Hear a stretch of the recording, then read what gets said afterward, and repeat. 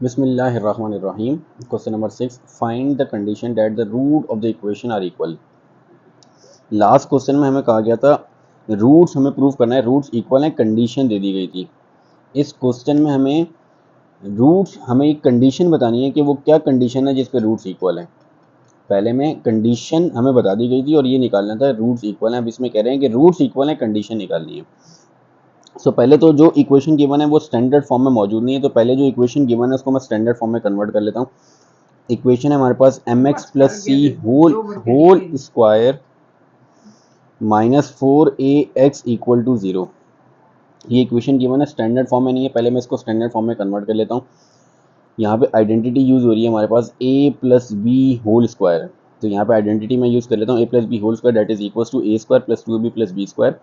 तो यहाँ पे सबसे पहले आ जाएगा a square plus 2a into b plus b square then minus 4ax equals to 0। अब m x whole square, m x का होल स्क्वायर लेंगे तो एम के ऊपर स्क्वायर भी अभी आ जाएगा, एक्स के ऊपर स्क्वायर आ जाएगा। 2mxc, ये तीनों टर्म्स मल्टीप्लाई होंगी तो ये आ जाएगा 2mcx, फिर आ जाएगा c square minus 4ax equal to 0। अब यहाँ पे एक्स स्क्वायर वाली एक ही टर्म आ रही है, वो आ जाएगी x m square x square. ये दो एक्स वाली टर्म्स आ रही हैं, ये एक्स वाली टर्म्स आ जाएगी 2mcx minus 4ax plus c square equal to 0। अब नेक्स्ट में हमारे पास एक्स स्क्वायर वाली एक ही टर्म है, ये दो एक्स वाली टर्म्स हैं। इन दोनों एक्स वाली टर्म्स में से कॉमन ले लेता हूँ। इन दोनों एक्स वाली टर्म्स में से कॉमन लूंगा तो अब यहाँ से कॉमन आ जाएगा, एक तो आ रहा है 2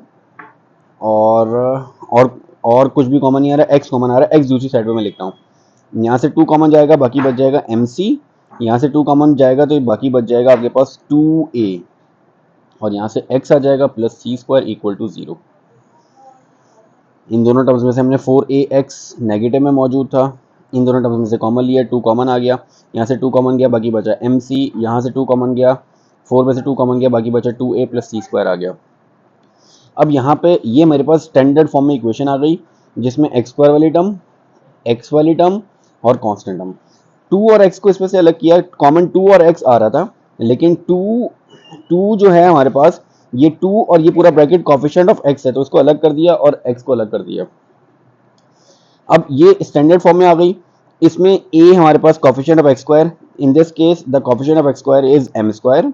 b is the coefficient of x which is 2mc minus 2a for this equation, and c is the constant term which is equals to c square in this case, c is equals to c square। अब मुझे ये proof करना है, condition निकालनी है और ये बता दिया गया कि रूट्स इक्वल हैं। So if the roots are equal as they have explained that the roots are equal, so it means that the discriminant is equals to 0.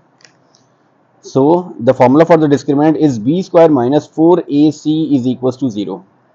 अब b की वैल्यू हमारे पास 2mc minus 2a, B square तो इस b की value के ऊपर whole square आ जाएगा, minus 4a into सी आ जाएगा हमारे पास c square is equal to 0।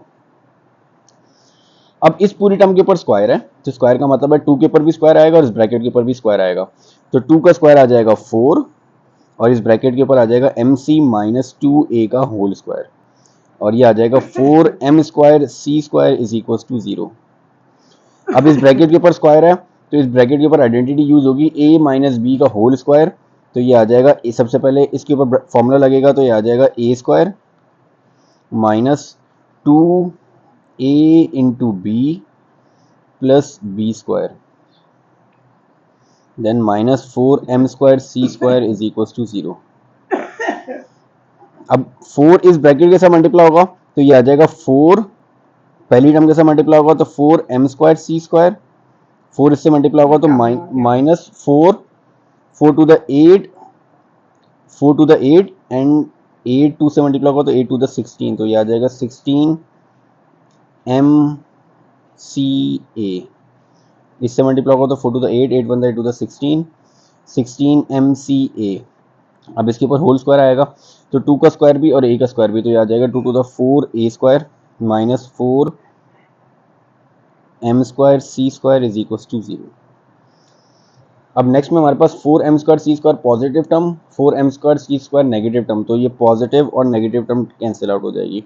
बाकी हमारे पास आ जाएगा एक टर्म ये बच रही है 4a स्क्वायर, ये पॉजिटिव टर्म है, इसको मैंने पहले लिख दिया। फिर आ जाएगा 16acm इज इक्वल टू 0। अब इन दोनों टर्म्स में से हमारे पास 4a कॉमन आ रहा है, 4a कॉमन आएगा, बाकी आ जाएगा a माइनस 4 4 द 16, ए भी कॉमन चला गया, बाकी रह जाएगा सी एम इक्वल टू 0। अब 4a यहाँ पे कांस्टेंट है, इसको दूसरी तरफ लेके जाऊंगा, वहाँ पे 0 से डिवाइड होगा तो ये खत्म हो जाएगा, बाकी रह जाएगा a minus 4cm equal to 0। और अगर मैं इस वैल्यू को वहाँ पे ले जाऊँ तो ये आ जाएगा a इक्वल टू 4cm। तो ये वो कंडीशन आ गई, यानी अगर a बराबर आ जाए 4cm के तो हमारे पास जो रूट्स आएंगे वो आएंगे इक्वल। इसमें हमने रूट्स को इक्वल लिया और कंडीशन निकाली, कंडीशन आ रही है a is equal to 4cm। So this is the question number 6. Inshallah in the next video we will start the next question. Assalamu alaikum.